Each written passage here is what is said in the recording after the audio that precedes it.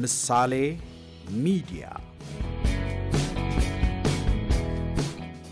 እጅን በአፍ የሚያስጭኑ አስገራሚና አስደናቂ ታሪኮች፣ አስተማሪ የሆኑ ተሞክሮዎች የሚቀርቡበት ቻናል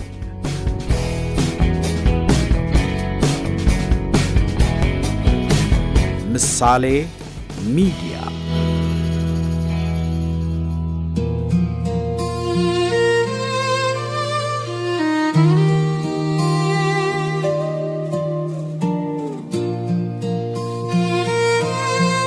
የሮዝቻይልድ ቤተሰብ ስውር እጆች፣ ከፍራንክፈርት እስከ መላው ዓለም የደረሰ ዝምተኛ ጉዞ።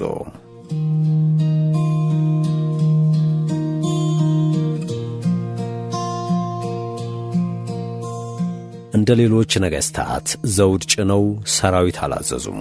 ሆኖም ከ200 ዓመታት በላይ ሀገራትን በማንቀሳቀስ ጦርነቶችን በገንዘብ በመደገፍ የምንኖርባትን ዓለም ከመጋረጃ ጀርባ ሆነው እንደፈለጉ ዘውረዋታል። የዛሬዎቹ ሞሳድ፣ ሲአይኤና MI6 ከመፈጠራቸው በፊት ግዙፉን የናፖሊዮን ጦርነት ያሸነፈ ድንቅ የስለላና ሚስጥራዊ የመረጃ መረብ ነበራቸው። ከሰይፍና ጦርነት ውጪ ባልተለመደ ሁኔታም ከጠባቧ የፍራንክፈርት ጎዳና እስከ አውሮፓ ቤተ መንግሥታት ድረስ ሚስጥራዊ ግዛታቸውን አስፋፍተዋል። የዘመናዊ ባንክ ሥርዓት ጀማሪዎች ናቸው። በርካታ የለውጥ አብዮቶችንም በገንዘብ ደግፈዋል። ለአንዳንዶች አቅም የሌላቸው አሻንጉሊቶች ይመስላሉ። ጥቂቶች ግን ራእያቸውን በሚገባ ያደንቁ ነበር። ዛሬ ዓለም ስለ እነሱ በአንድ ነገር ይስማማል። ለብዙዎች ሳይታዩና ዙፋን ላይ ሳይወጡ ዓለምን መቀየር የቻለ ሥርወ መንግሥት ነበራቸው። የዚህ ሁሉ አቅማቸው ምንጭ ደግሞ መረጃ፣ መተማመንና ጸጥታ ነው። ጤና ይስጥልን ውድ የምሳሌ ሚዲያ ቤተሰቦች፣ ይህ የግዙፉ የሮዝቻይልድ ቤተሰብ ድንቅ ታሪክ ነው። 5ቱ የሮዝቻይልድ ቤተሰብ ወንድማማቾች ከትንሿ ፍራንክፈርት ከተማ ተነስተው በመላው አውሮፓ የገነቡት አንድ ድብቅና ሚስጥራዊ ግዙፍ የቤተሰብ ሥርወ መንግሥት ታሪክ። ቻናላችንን ላይክና ሰብስክራይብ እያደረጋችሁ እስከ መጨረሻው እንድትከታተሉን በአክብሮት እንጋብዛለን።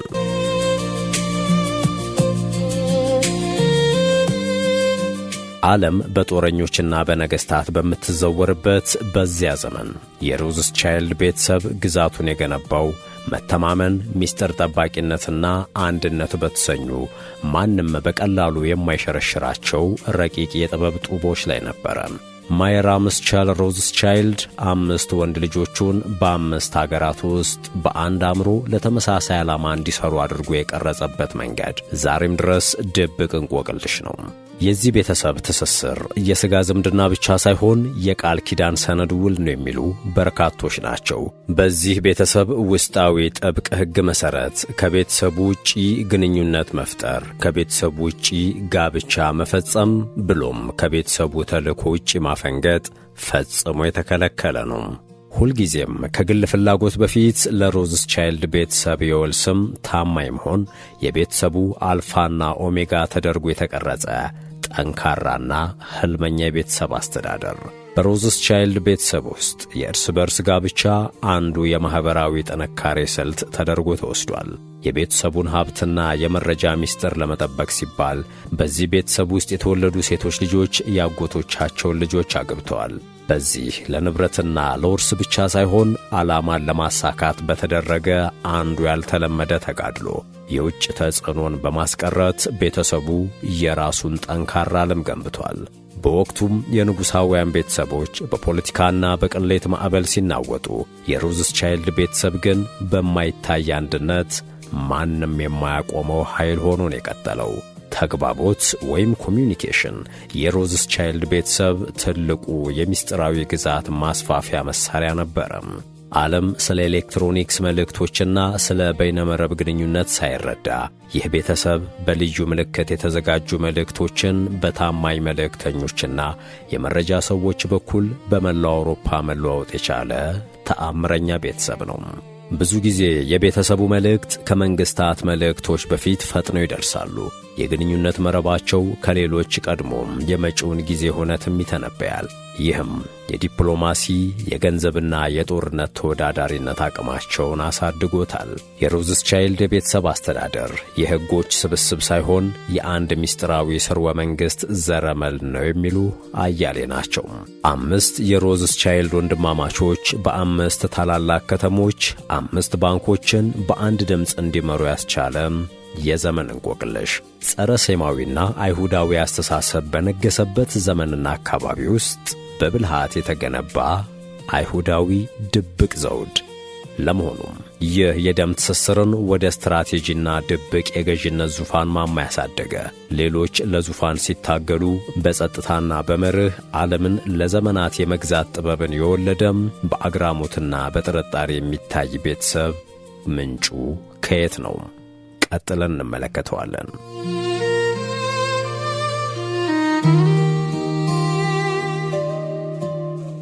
የሮዝስቻይልድ ቤተሰብ ታሪክ በ18ኛው መቶ ክፍለ ዘመን አጋማሽ ላይ በጀርመኗ ጥንታዊት ከተማ ፍራንክፈርት ጁደንጋሴ በተባለችና ለአይሁዶች በተከለለች ስፍራ ይጀምራል። በዚያን ዘመን አይሁዳውያን በተለይም በአውሮፓ ለነሱ ብቻ በተከለሉ ስፍራዎች በጥብቅ ሕጎችና ቁጥጥሮች እንዲኖሩ ይገደዱ ነበር። በአውሮፓውያኑ 1744 የተወለደው ሜየር አምስቼል ሮዝስቻይልድ የታወቀ የአራጣ አበዳሪ ልጅ ነው።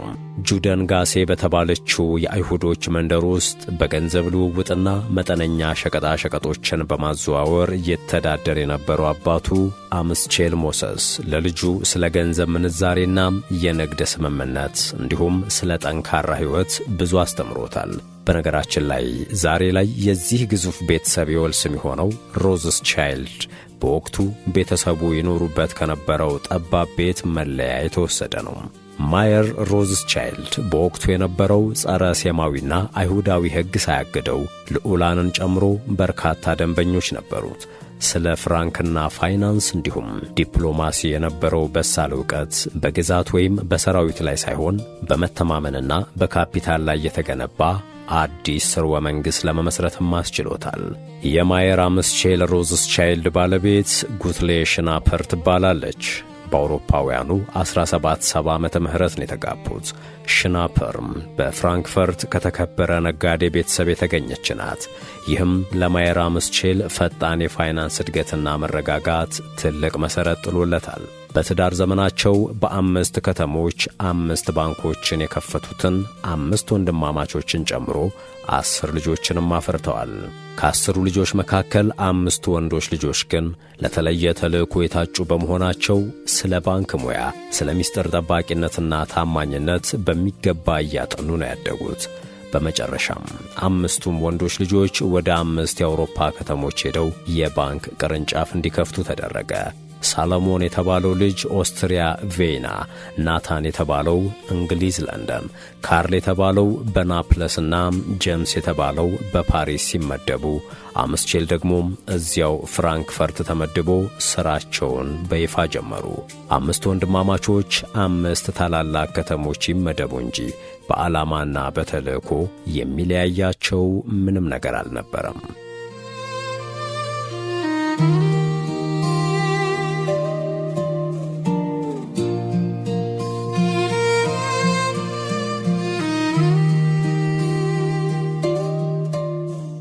የሮዝስቻይልድ ቤተሰብ የመረጃና የስለላ ብቃት ከመንግስታት በበለጠ ፍጥነት የገንዘብ እንቅስቃሴ እንዲያደርግ፣ በሚስጥር መግባቢያዎች እንዲግባባ፣ እንዲሁም ለችግሮች ፈጣን ምላሽ መስጠት እንዲችል አቅም ፈጠረለት።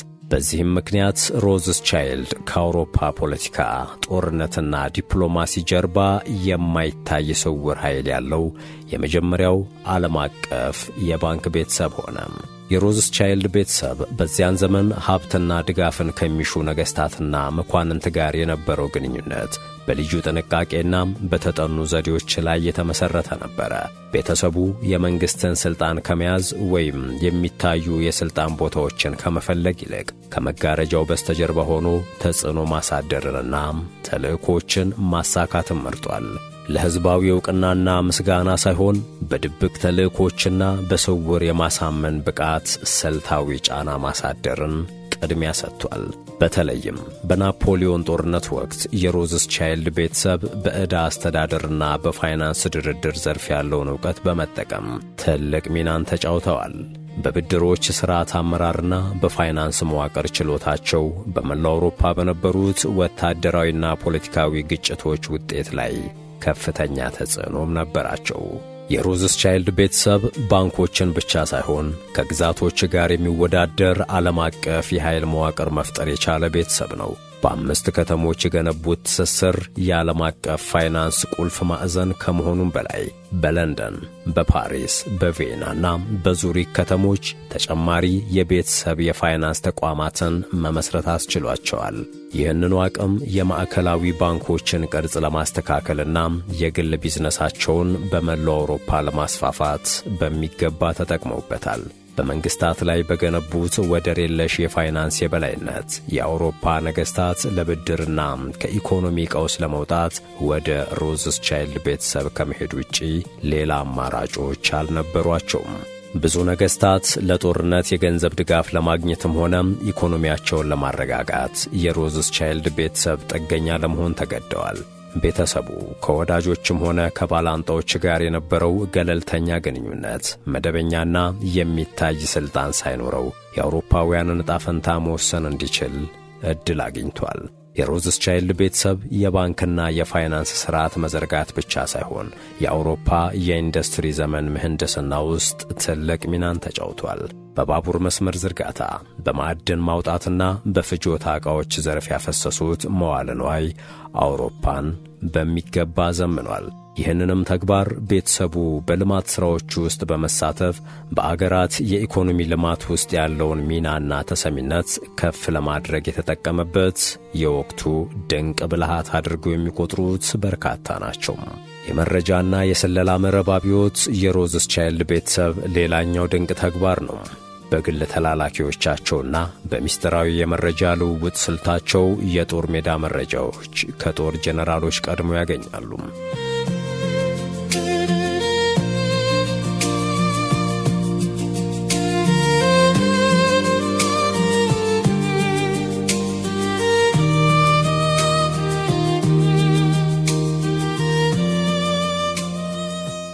ከአምስት ወንድማማቾች መካከል ወደ ለንደን የተላከው ናታን ሮዝስቻይልድ በዋተርሉ ጦርነት ወቅት የናፖሊዮንን ሽንፈት ከማንም በፊት ቀድሞ ሰምቷል።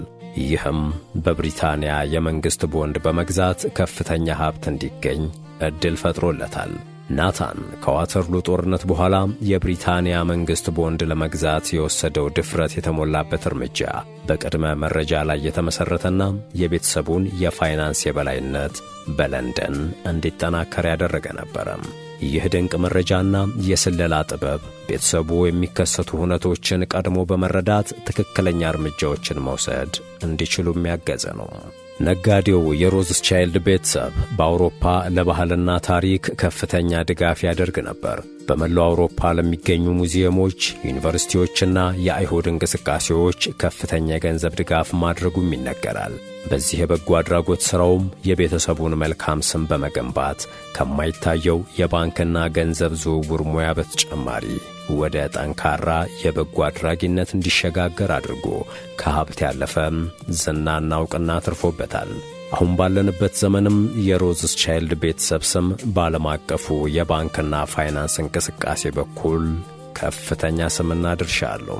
ምንም እንኳን የቀድሞ ስውር ግዛታቸው አሁን ላይ ያልተማከለና የተበታተነ ቢሆንም ሮዝስቻይልድ ኢንተርፕራይዝና አርአይቲ ካፒታል ፓርትነርስ በተሰኙ እንዲሁም በሌሎች የቢዝነስ ድርጅቶቻቸው በኩል በጸጥታና ስልታዊ በሆነ አካሄድ በብዙ የዓለም ትልልቅ ኮርፖሬሽኖች ውስጥ ድርሻ አላቸው።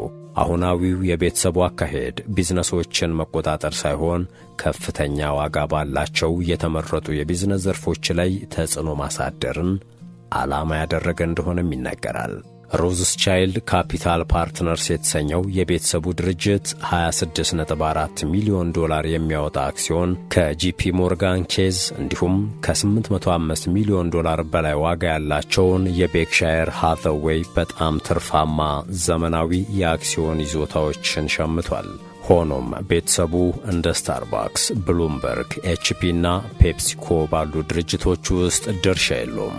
ይህም ድርጅቱ በተመረጡ ዘርፎች አሻራውን ለማሳረፍ የመረጠው ስልት መሆኑ ሲነገር ሁሉንም ነገር በባለቤትነት ለመያዝ ሳይሆን ተጽዕኖንና የኢኮኖሚ አቅሙን በጥበብ ለመምራት የሚያደርገው ጥረት እንደሆነም የብዙዎች ግምት ነው።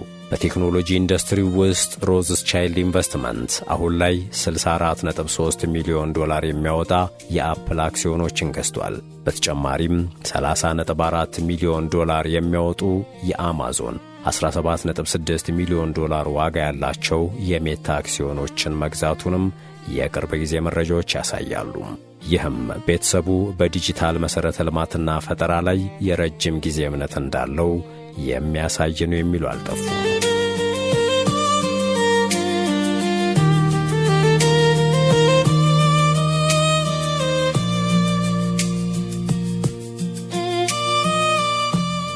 የሮዝስቻይልድ ቤተሰብ በጤና መስክም ቁልፍ ሚና አለው።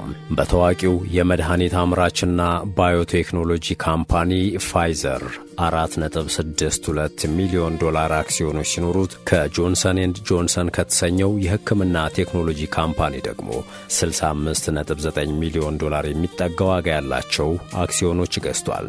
የሮዝስቻይልድ ቤተሰብ በፋይናንስ ጥበባቸው ለባህል እድገት በጎ አሻራ ለረጅም ጊዜ አድናቆት ተችሯቸዋል። ለመንግስታት ባደረጉት የገንዘብ ድጋፍ መሠረተ ልማትን በማስፋፋትና ጥበብን በመደገፋቸው በመላው አውሮፓ ከበሬታን አትርፎላቸዋል። ብሪታንያ ስዊዝ ካናልን እንድትገዛ፣ ፈረንሳይ ያለባትን የጦርነት ዕዳ እንድትከፍል የሮዝስቻይልድ ቤተሰብ ሚና ከፍተኛ ነው። ይሁንና የሮዝስቻይልድ ቤተሰብ በብዙ ዘርፎች የመደነቁን ያህል ከትችት አላመለጠም። በወቅቱ የሴራ ወይም ኮንስፓይሬሲ ንድፈ ሐሳብ አራማጆች ጦርነቶችንና ገበያዎችን በመቆጣጠር ከሰዋቸዋል።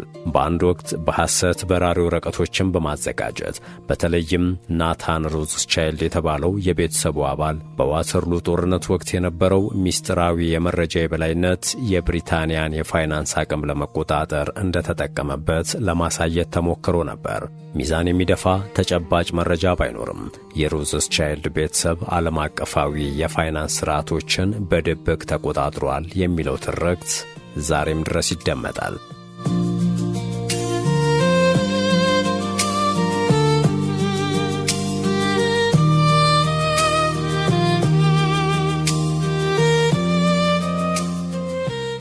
በአውሮፓውያኑ 2024 ያዕቆብ ሮዝስቻይልድ የተባለው የቤተሰቡ አባል ከሞተ በኋላ ማኅበራዊ መገናኛ ብዙሃን ፌዴራል ሪዘርቭ የተሰኘውን የአሜሪካ ማዕከላዊ የፋይናንስ ሥርዓት ተቆጣጥሯል በማለት የውሸት ክስ አቅርቦበታል።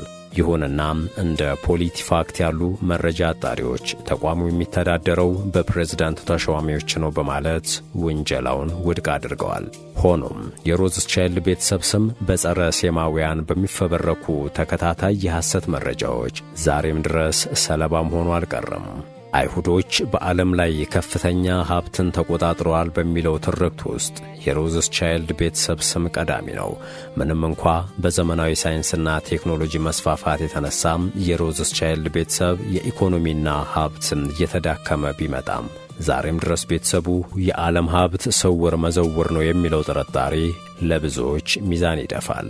በርግጥ ለአይሁዶች መኖሪያ ከተከለለች ጠባብና ጥብቅ ክትትል ከሚደረግባት ሰፈር በተጀመረ የአራጣ አበዳሪነትና የፍራንክ ልውውጥ ተጀምሮ በጸጥታና በድንቅ የአእምሮ ጥበብ በመላው አውሮፓ ትልቅ ስም ለገነባ ቤተሰብ ይህ ጥርጣሬ ቢያንስበት እንጂ የሚበዛበት አይደለም። ከትንሿ ፍራንክፈርት ተነስቶ ዓለምን ለመዘወር የቻለው የሮዝስቻይልድ ቤተሰብ ለስኬቱ ዙፋን አልፈለገም። ግን ብዙ ባለዙፋኖችን በድንቅ ዝምታና ተጽዕኖ አስገብሯል። የሥርወ መንግሥቱ አሻራ ዛሬም ድረስ እንደ ረቂቅ ሙዚቃ በሹክሹክታ የሚደመጥ ቀዝቃዛው ላፈን ነው። ዓለም በአድናቆትም በጥርጣሬም የሚመለከተው ይህ ግዙፍ የቤተሰብ ሥርወ መንግሥት ከመላው አውሮፓ የተሻገረ፣ ለመገመት የሚያስቸግር፣ ለመገንዘብም የሚያዳግት ረጅም ስውር እጅን ገንብቷል። ታሪኩ ስለ ሀብትና ቢዝነስ አውርቶ የሚቆም ሳይሆን የማይታይ ጠንካራ ኃይል እንዴት መገንባት እንደሚቻል የሚነግረን አንዳች ምስጢር አለ። እንዲህ አይነት ታሪኮችን ደጋግመን ስንሰማ ለመሆኑ ዓለምን በትክክል የሚዘውራት ማን ነው? ለምንድነው የእነዚህ አይነት ስውር እጆች አቅምና ማንነት ዘግይቶ የሚገባን? የሚሉ ጥያቄዎችን ደጋግመን ብንጠይቅ ትክክል ሳንሆን አንቀርም። ውድ የምሳሌ ሚዲያ ተከታታዮች ታሪኩን ከወደዳችሁት ቻናላችን ላይክ፣ ሰብስክራይብ እና ሼር እንድታደርጉ በአክብሮት እንጠይቃለን። የታዘባችሁትንና የሚሰማችሁንም በኮመንት አስቀምጡልን። ሰላሙን ሁሉ ተመኘን።